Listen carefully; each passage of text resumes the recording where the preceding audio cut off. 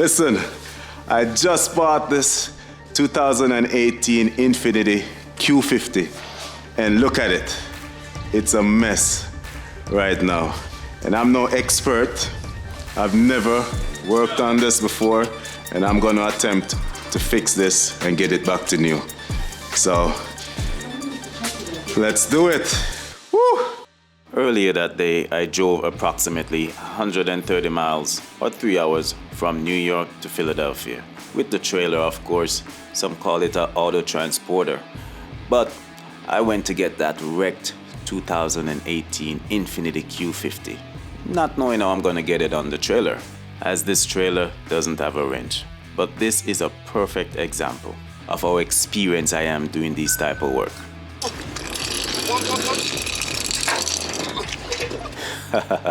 Maybe I should have stuck to IT. It's destroyed. Destroyed. It looks like it's bent in the middle.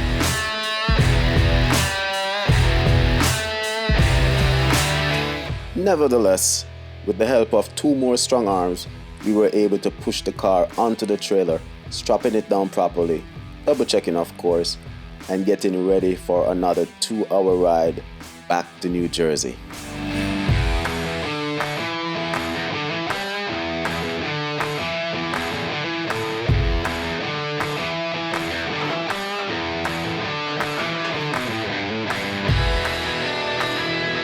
What just happened?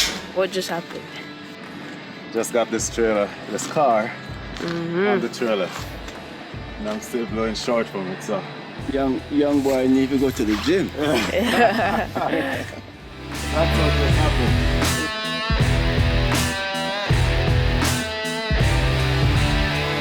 Alright, so we're in Philly, and as you can see, we just got that car hooked up on the trailer, and we're heading over to New Jersey right now to take it off, get that car started, and see what we can do with it.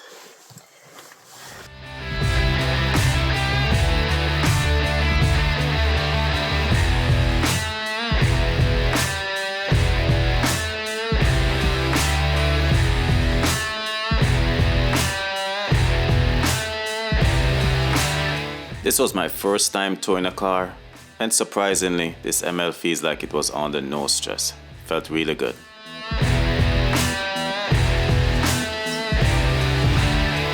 Alright, first thing first, let's try to start it and see if we can drive it off instead of pushing it off. Alright, ready, Mr. Wilson?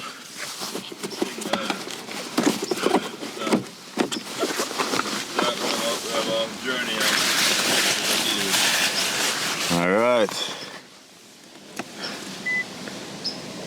Press the brake now. The brake press, man. Alright. Key system error. Say key system error. Oh, it's also in. Alright, push it now. Nothing.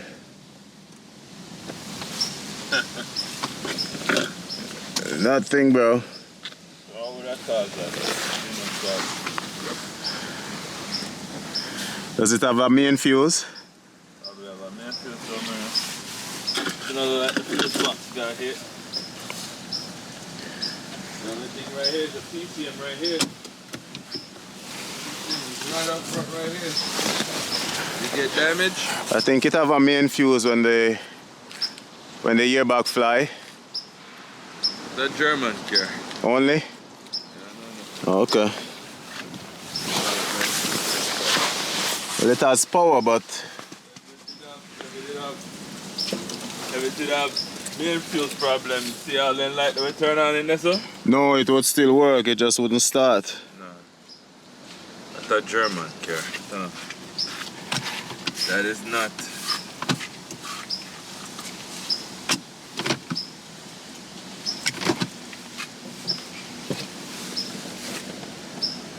Alright, come, push it off there. And now start.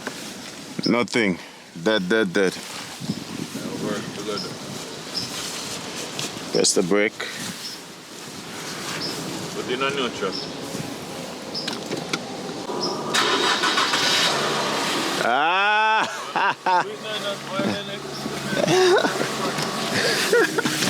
Man, I'm excited. What are you talking about? Watch your mirror. Hurry up, remember there's no coolant in the car.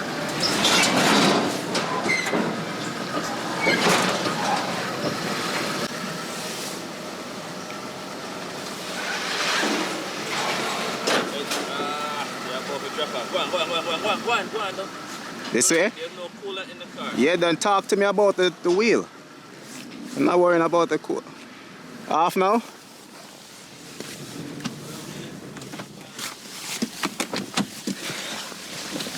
Trying to take it off first. That's the first step.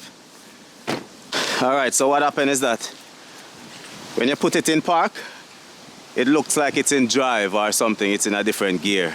So it's not. So maybe the engine shift based on the impact. You started in neutral? I put it in neutral, but I wait until I see the neutral in the light, in the dashboard. So that means the transmission got hit then? Yeah, it probably pushed back a little the bit. range switch got hit. This is my way too.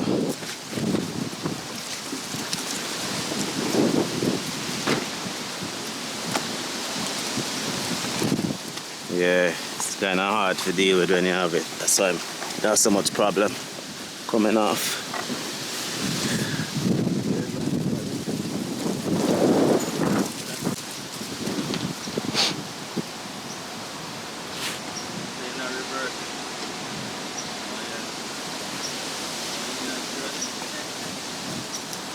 Between the gears. Yeah, stuck in between gears. So you have to, even though it's in reverse, it shows it's in a different gear.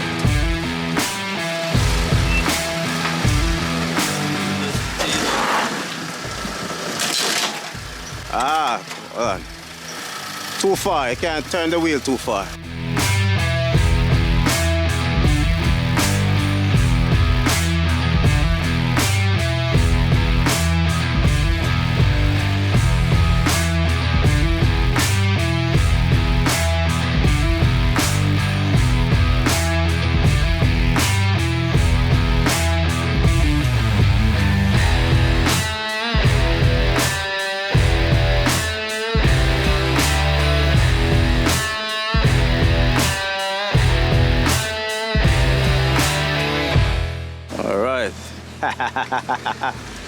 It starts, it runs, and I'm excited.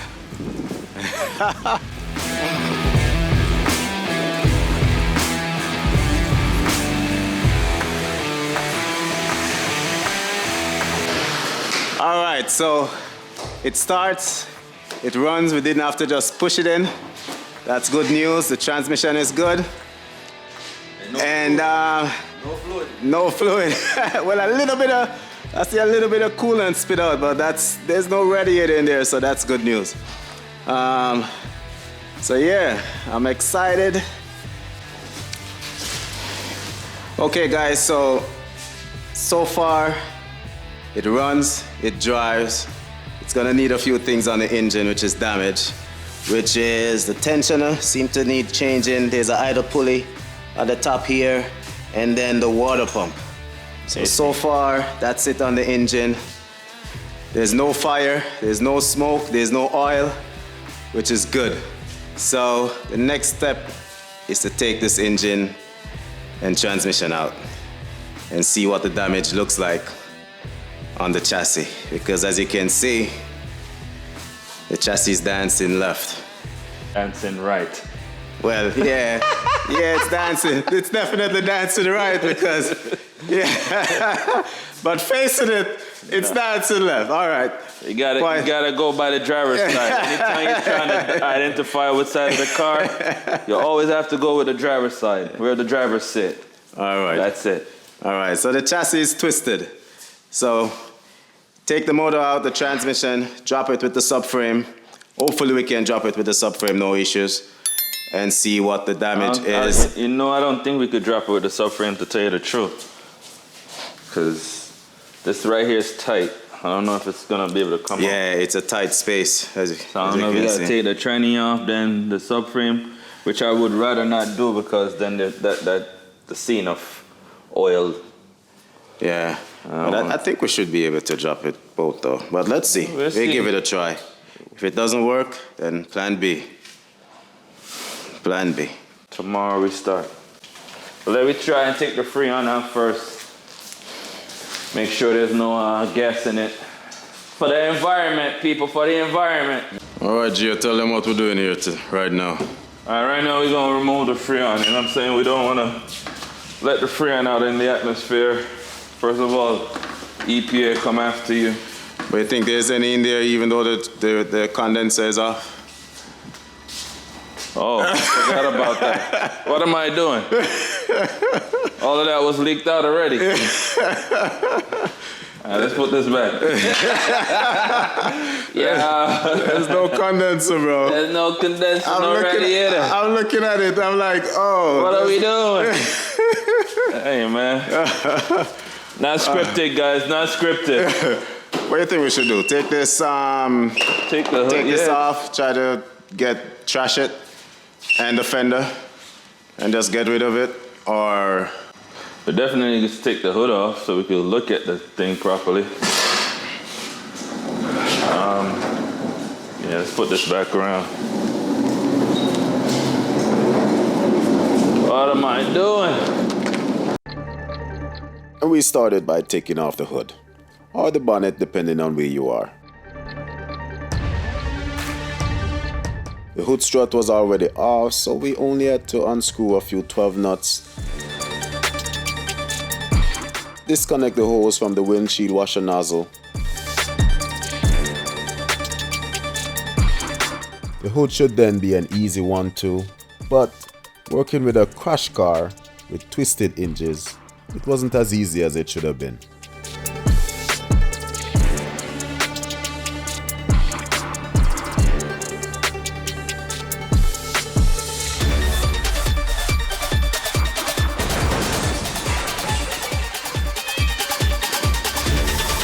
Alright, so first we have to figure out how we're gonna get this motor out. We gotta start taking off the wire harness, all the grounds, whatever needs to come off. But the first thing I saw is, just looking at the car, the PCM is right here, so as long as we could disconnect this, hang this harness over here, all the harness for the engine should be off. Then the next step would take off the emission stuff, which would be this hose right here. You could just disconnect it from right here. Let it sit. The fuel line is right here. You can see the fuel pressure regulator is over here. The fuel line is right here. And it runs down. Yep, so fuel line, emission line. And then the hard part now is the coolant lines. How are we gonna get to these coolant lines to remove it from the heater core? And then the AC line need to come off of the compressor. Then all we gotta do is just look for all the extra wires and make sure they are not in the way or stopping us from getting it out. Start looking, the whole point is we gotta start looking. We just gotta make sure we see everything that needs to be removed. Make sure it's removed. But the hardest thing is these coolant line, which I see one's right here, so that's not so bad. Let me see if I can find another easy access for the next. Oh, so they're not so bad. All right, the coolant's not so bad to take off. I thought it was hard, but the lines, you got easy access right here on both sides. The next thing before we start to unplug the engine harness is to remove power. So we have to take the battery out. We want to make sure that we protect the electronics in the car.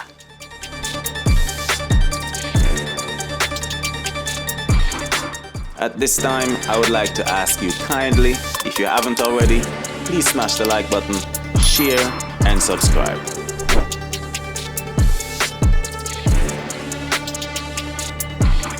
And if I get it right this time, I'm on the left, my brother is on the right. We're disconnecting the hoses, engine harnesses, AC lines, and we leave the fuel line for last. Sometimes you have to break things to get out there, yeah, daddy. Looking from top to disconnect the exhaust, there is a bolt for the A pipe that we just won't be able to reach from the bottom. So we'll just get that out the way before we lift the car. And being that it's a V6 twin turbo, anything we do on one side, we most likely have to do on the other.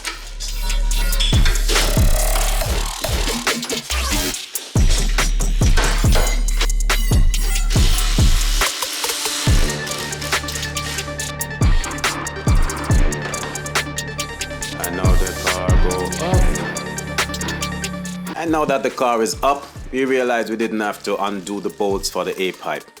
But once the motor is out, we can put them back in. It's a part of the learning process. But we continue by undoing the exhaust nuts. And sometimes you have to work with an hammer for a little persuasion. The chassis cross bracket.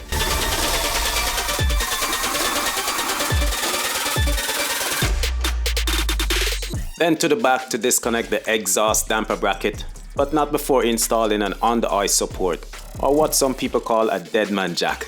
I don't know if that's true, so let me know in the comments below.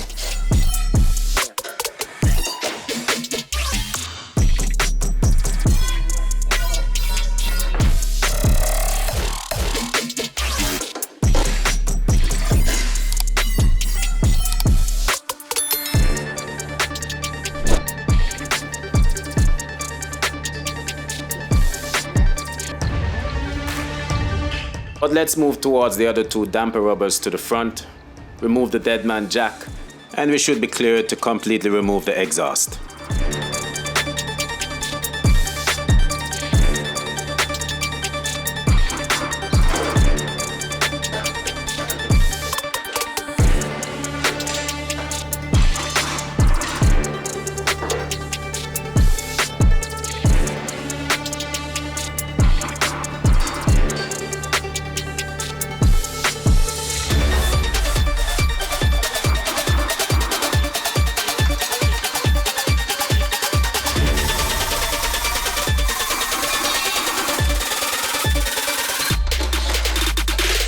Now it's time to get the shields out the way so we can remove the drive shaft. And if you're in the UK, you may call it the prop or propeller shaft.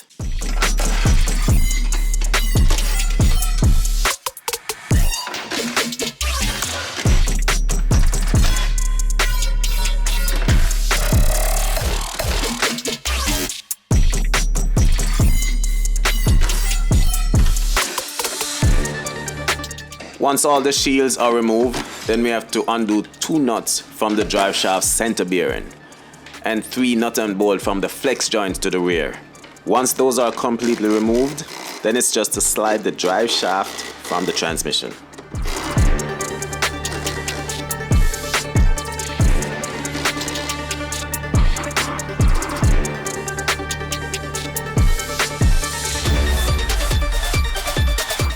It looks like this slides into something.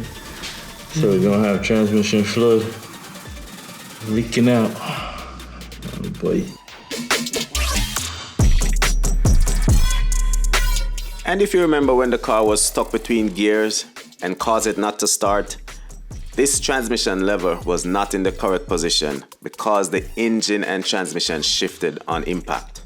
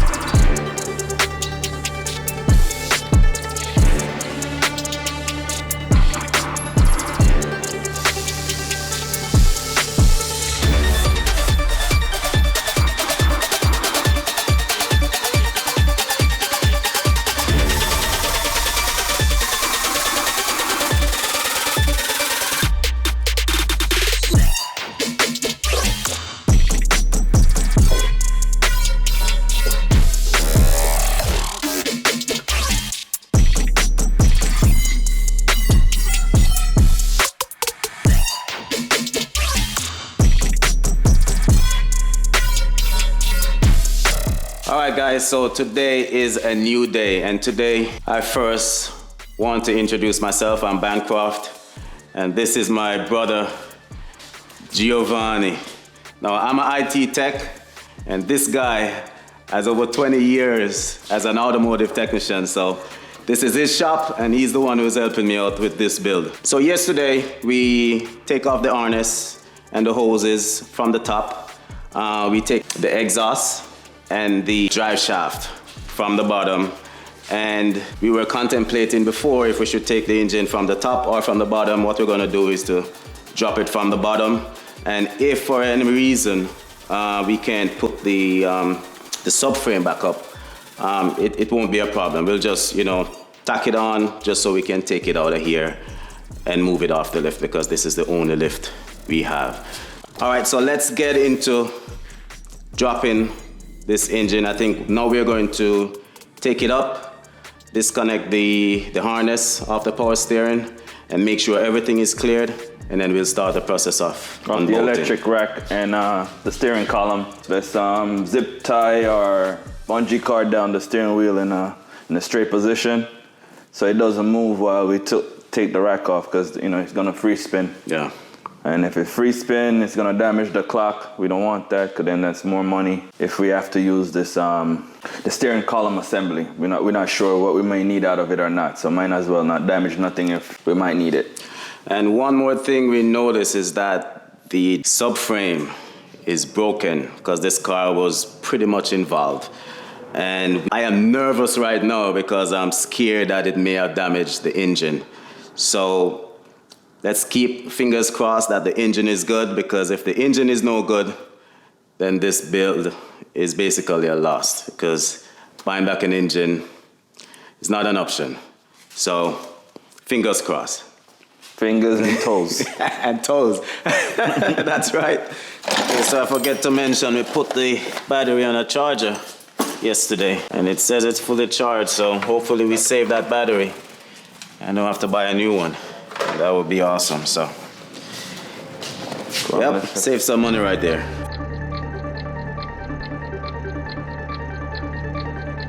And we are almost, but not quite there yet. We need to disconnect the steering column and harness from the rack.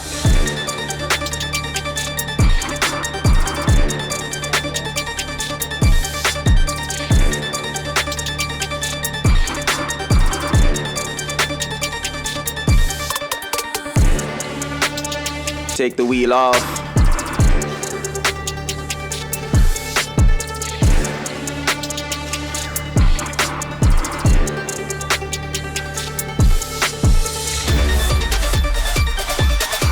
Remove pieces of the subframe from out of the way, so it makes our life a little easier.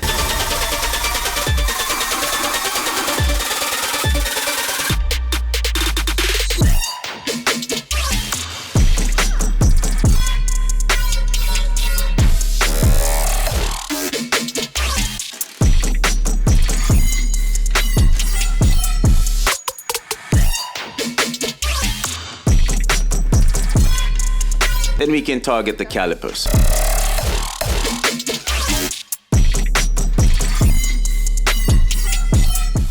Always use a hanger, man. Never just let your caliper hang on the hose.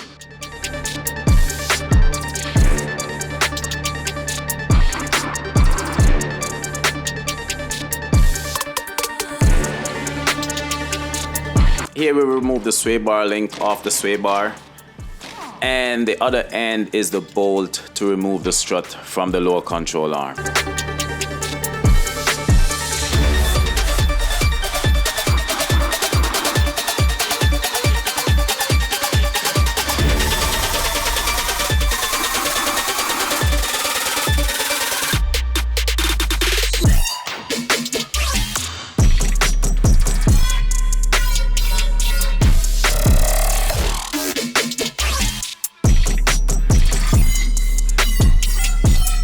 And here we'll target the upper control arm.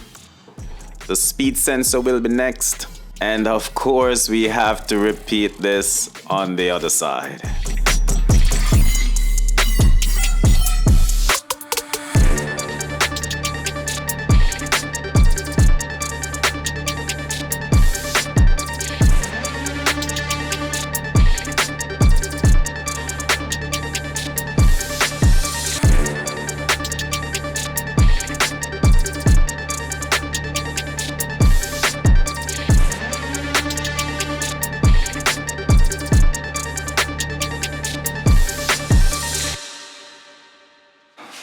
So the car cradle is underneath it. We're just gonna lift the car up, climb underneath it, loosen up the bolts off the subframe, the cross member for the trans mount, and just let it ease up off of it slowly. Once we get it off, that is it. It move off the lift. The cradle can hold the weight of the engine. Well, it can hold the weight of the engine. It's supposed to be able to hold about 1,000 pounds, I think it is. But we're gonna put a jack stand on the transmission side. You know, you never trust anything, you know what I'm saying? Things can happen, so you always try to be safe. But we're gonna put some jack stand underneath it just to hold the transmission, hold some of the weight. And, you know, it ain't the first time, but we're gonna be safe. We're gonna be safe. Always use the safety pin, you know. Always put back the pin inside of there.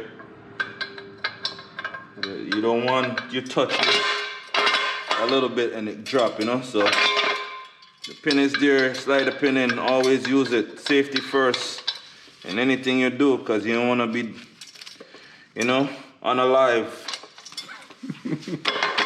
Just working on a car. So see right now, won't drop. Just slide it under there, put a piece of wood.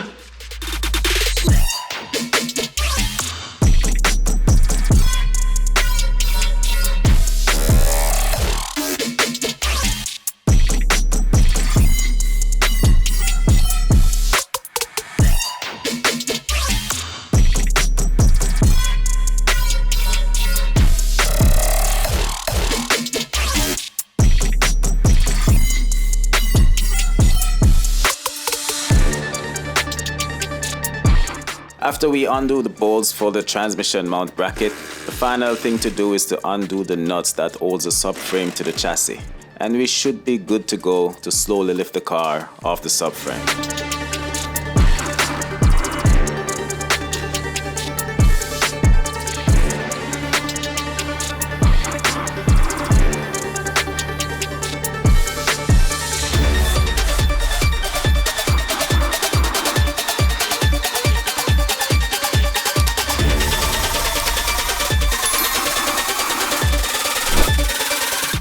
And of course, the first thing I want to do is to inspect the motor for cracks.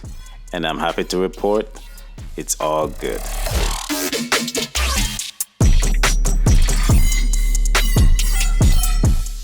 Alright, so now the engine is out and I'm excited about it. The next step is to lift the engine off the subframe so we can install it back to the chassis. And it's gonna be a pain because, as you can see, look at this. This is going right and this is going right. So based on that, we're gonna just try to catch one or two of these bolts so we can take this car off the lift. With regards to repair on this chassis, it's gonna be very ambitious. Giovanni, I don't know if that's something you'll be able to handle. I don't know if it's something I'll be able to handle or we'll be able to handle together. Or we may need to get an expert in here to take a look at this.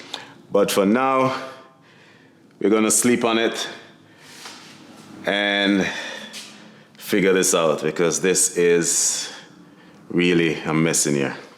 For now, this is gonna conclude the first video.